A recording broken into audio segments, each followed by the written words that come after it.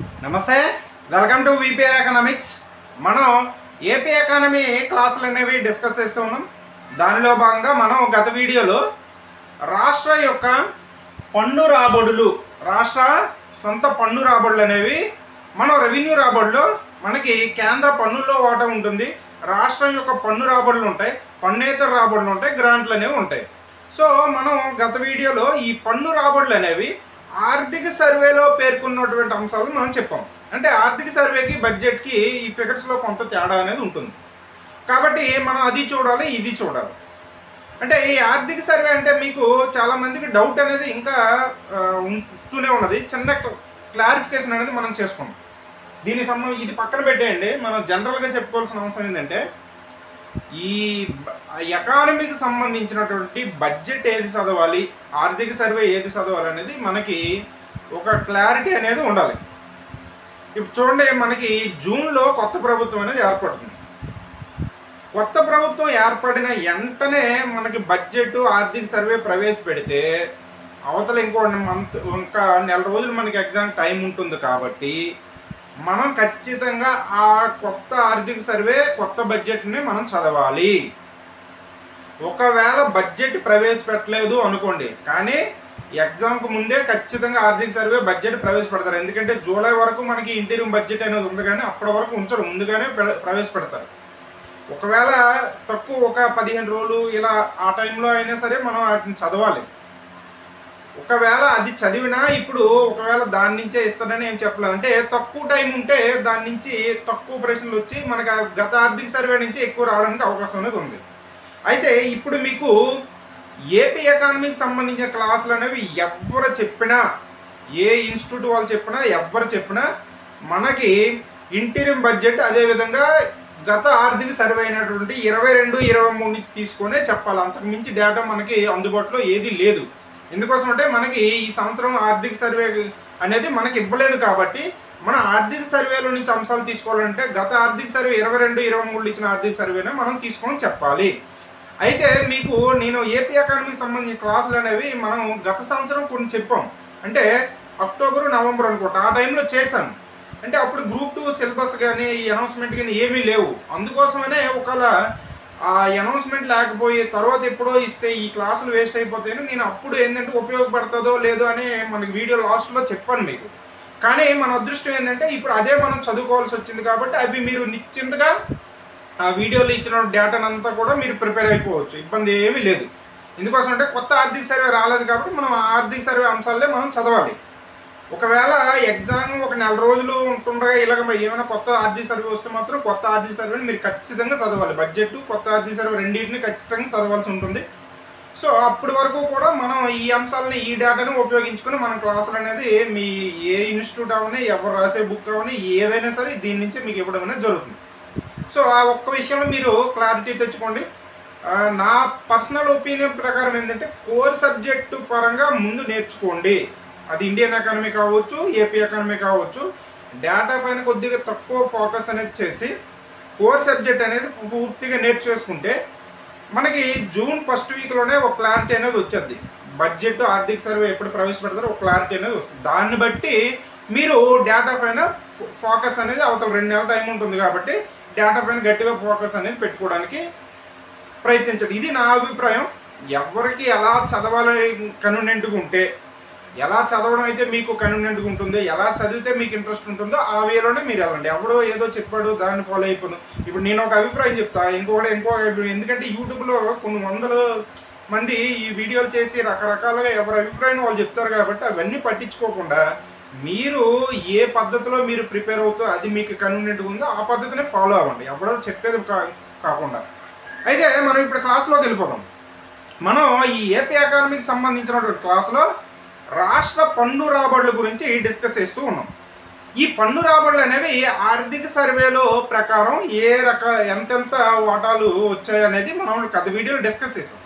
ఇప్పుడు ఈ వీడియోలో ఈ బడ్జెట్ అంచనాల ప్రకారం 2023-24 బడ్జెట్ ప్రకారం, అదేవిధంగా మన ఇంటీరియం మధ్యంతర బడ్జెట్ ప్రకారం 2024-25 ఇంటీరియం బడ్జెట్ ప్రకారం ఈ పన్ను రాబడులు అనేవి ఎంతెంత ఉన్నాయి అనేటువంటి అంశాలని మనం ఈ వీడియోలో డిస్కస్ చేద్దాం. మనకి రాష్ట్ర పన్ను రాబడులు, బడ్జెట్ అంచనాల ప్రకారం రాష్ట్ర పన్నుల రాబడులు. అంటే బడ్జెట్ అంచనాలకి దీనికి డిఫరెన్స్ అనేది ఉంటుంది. అయితే ఈ మనకి చూసుకుంటే మొదటిది SGST, state goods and service tax, రాష్ట్ర జిఎస్టీ అంటాం. ఈ రాష్ట్ర జిఎస్టీ నుంచి 2023-24 బడ్జెట్ అంచనాల ప్రకారం మనకి 33,499 కోట్ల రూపాయలు రావచ్చని 2023-24 బడ్జెట్లో అంచనా వేయడం అనేది జరిగింది. అదేవిధంగా మనకి ఇంటీరియం బడ్జెట్లో 2024-25 ఇంటీరియం బడ్జెట్లో మనకి 38,000 కోట్ల రూపాయలు జిఎస్టీ ద్వారా వస్తాయని అంచనా వేయడం అనేది జరిగింది. రాష్ట్ర జిఎస్టీ ద్వారా వస్తాయని అంచనా వేయడం అనేది జరిగింది. అదేవిధంగా మనకి అమ్మకం పన్ను, ఈ అమ్మకం పన్ను గురించి మనకి బడ్జెట్కి ఎంత వస్తాయో ఎంత పోతాయి అనేటువంటి అంశాలే మనకి ఎటువంటి ఇన్ఫర్మేషన్ ఇవ్వకుండా నాట్ అప్లికేబుల్ అనేవి వదిలేశాడు బడ్జెట్ పత్రాల్లో. మనది అమ్మకం పన్ను గురించి మనకు తెలిసిందే. రాష్ట్రంలో 1957లో సాధారణ అమ్మకం పన్ను చట్టం చేశారు.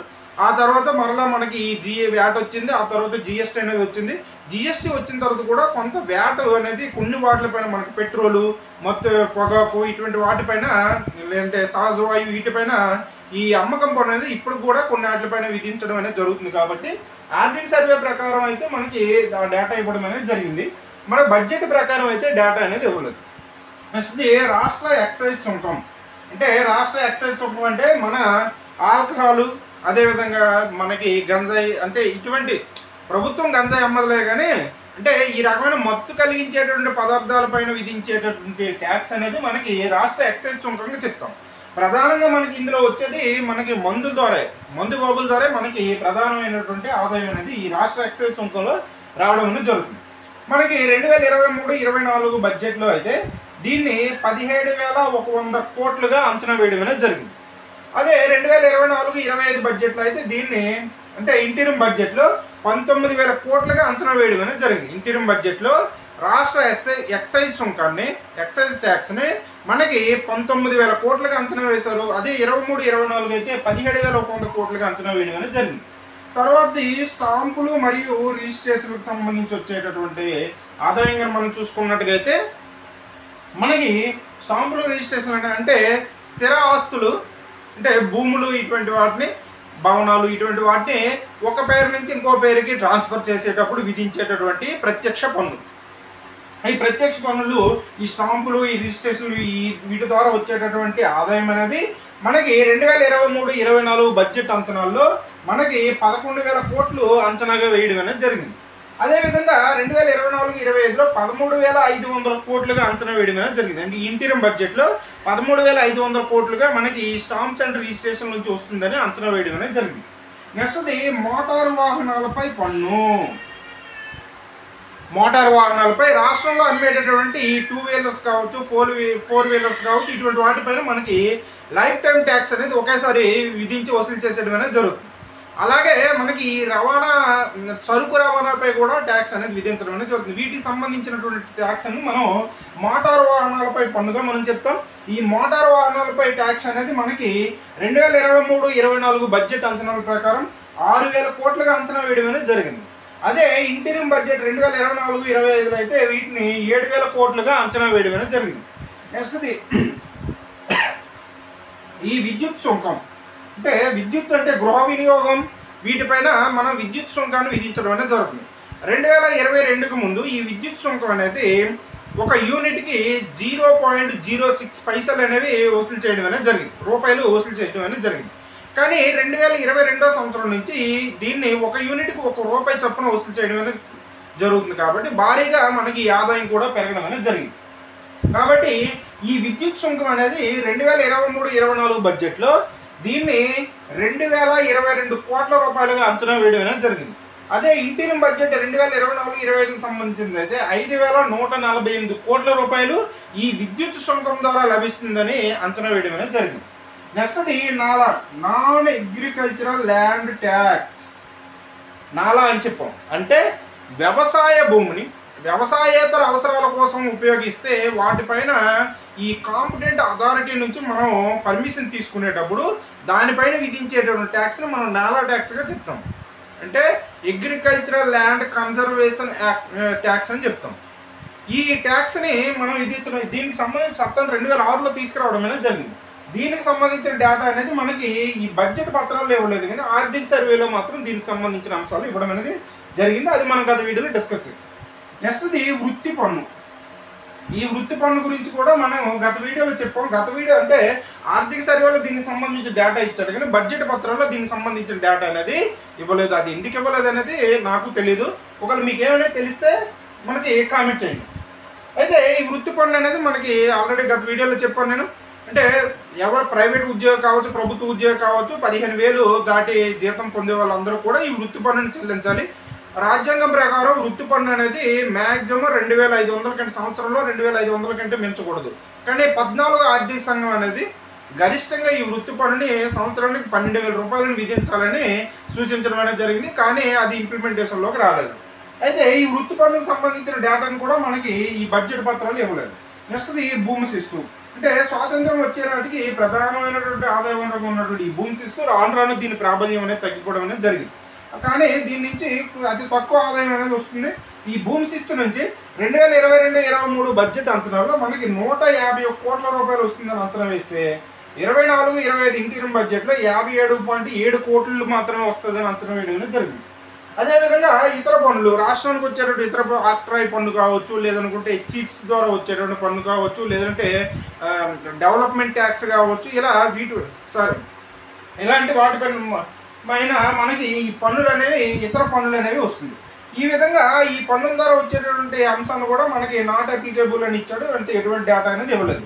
ఈ విధంగా మొత్తంగానే మనం చూసుకున్నట్టుగైతే 2023-24 సంబంధించి మనకి ఇది 1,02,651 కోట్లు అనేవి మనకి ఈ పన్ను రాబడులు, రాష్ట్ర పన్నుల ద్వారా ఆ రాబడులు మనకి రావడం అనేది జరిగింది. అంటే 2023-24 బడ్జెట్ అంచనాల ప్రకారం రాష్ట్ర పన్ను రాబడులు అనేవి ఎంత వస్తాయని అంచనా వేశారంటే 1,02,651 కోట్ల రూపాయలు వస్తాయని అంచనా వేయడం అనేది జరిగింది.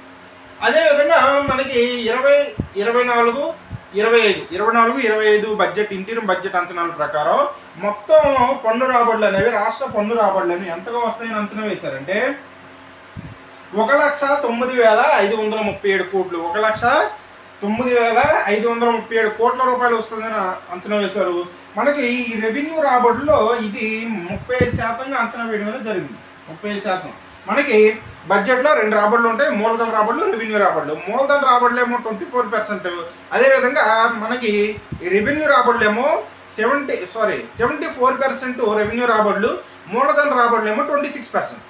ఈ రెవెన్యూ రాబడుల్లో మనకి ఈ 74%లో మనకి పన్నుల ద్వారా వచ్చే ఆదాయమే అత్యధికంగా 35% అనేది పన్నుల ద్వారా రావడం అనేది జరుగుతుంది.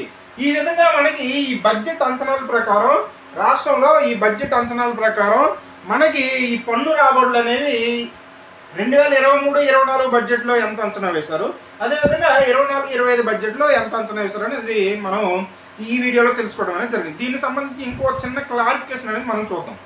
మనకి బడ్జెట్ పత్రాల్లో మనకి 4 డేటాలు అనేది ప్రకటించడం అనేది జరుగుతుంది.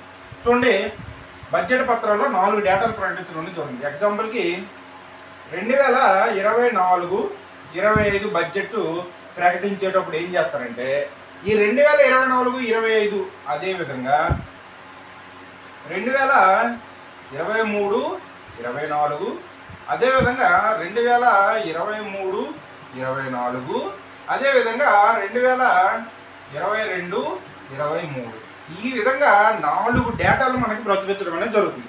అది ఎలా అంటే చెప్తా చూడండి.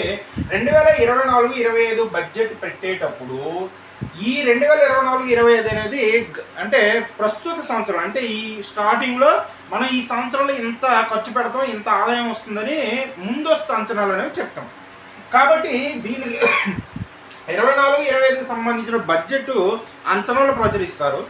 అలాగే చూడండి, ఇక్కడ ఒకే సంవత్సరానికి సంబంధించిన 2 వాల్యూస్ అనేవి ప్రకటించడం అనేది జరుగుతుంది. చూడండి, 2023-24 ఈ సంవత్సరానికి సంబంధించి 2 వాల్యూస్ ప్రకటించడం అనేది జరుగుతుంది. ఎలా అంటే 2023-24 సంబంధించిన బడ్జెట్ ఎస్టిమేషన్స్ అనేవి ప్రకటిస్తారు. అంటే 2023-24 బడ్జెట్ ప్రవేశపెట్టేటప్పుడు ఆ సంవత్సరంలో అంచనాలు అనేవి ఏమున్నాయి అనేది ఉంటాయి. ఆ తర్వాత ఇదే సంవత్సరానికి సంబంధించిన మనకి రివైజ్డ్ ఎస్టిమేషన్స్ అనేవి ఉంటాయి. సవరించిన అంచనాలు, బడ్జెట్ యొక్క సవరించిన అంచనాలు ఉంటాయి. అంటే ఇక్కడ ఇది అంచనా వేస్తే ఇక్కడికి వచ్చేటప్పటికి మార్పులు అనేవి వస్తాయి. ఎగ్జాంపుల్కి రెవెన్యూ రాబడులు 1,00,000 కోట్లనే అంచనా వేస్తే అవి 1,00,000 కోట్ల కంటే ఎక్కువైనా రావచ్చు, లేదంటే తక్కువైనా రావచ్చు. కాబట్టి దానికి సంబంధించి సవరించిన అంచనాలను ప్రకటిస్తారు. అలా మనకి 23-24 సంబంధించి ఒకే సంవత్సరానికి సంబంధించి 2 డేటాలు అనేవి ప్రచురిస్తారు. అది బడ్జెట్ స్టార్టింగ్లో ఈ సంవత్సరానికి సంబంధించి అంచనాలు ఏం వేశారు అనేది ప్రచురిస్తారు. అదేవిధంగా ఈ సంవత్సరం ఎండింగ్కి వచ్చేటప్పటికి సవరించిన అంచనాలు ప్రచురిస్తారు. ఈ 22-23 సంబంధించినటువంటి వాస్తవ అంచనాలు ఇవి. వాస్తవ అంచనాలు అంటే వాస్తవంగా ఆ బడ్జెట్లో వచ్చినటువంటి ఆదాయాలంతా, ఖర్చు పెట్టినంత, ఏ పథకానికి ఎంత ఇచ్చారో అనేటువంటి అంశాలు మనకి ఈ దీంట్లో ఇవ్వడం అనేది జరుగుతుంది. ఈ విధంగా మనకి ఈ ఆర్థిక సర్వేకి బడ్జెట్కి ఈ డేటాలో డిఫరెన్స్ అనేది ఉంటుంది. కాబట్టి మనం బడ్జెట్ చూడాలి, ఆర్థిక సర్వే కూడా మనం చూడాలి. ఇది మనం ఈ వీడియోలో చెప్పుకున్నటువంటి అంశం. అంటే బడ్జెట్ ప్రకారం, బడ్జెట్ అంచనాల ప్రకారం మనకి రాష్ట్రం యొక్క పన్ను రాబడులు ఎంత వచ్చాయి అనేటువంటి అంశాన్ని మనం ఈ వీడియోలో డిస్కస్ చేస్తాం. నెక్స్ట్ వీడియోలో రాష్ట్రానికి వచ్చేటటువంటి పన్నేతర రాబడులు, అంటే పన్నుల ద్వారా కాకుండా ఇతర సోర్సెస్ ద్వారా, ఏ సోర్సెస్ ద్వారా రాష్ట్రానికి పన్నేతర ఆదాయం వస్తుంది అనేటువంటి అంశాన్ని మనం నెక్స్ట్ వీడియోలో డిస్కస్ చేద్దాం. ఈ వీడియో కానీ మీకు నచ్చినట్టయితే లైక్ చేయండి, షేర్ చేయండి, సబ్స్క్రైబ్ చేయండి. Thank you.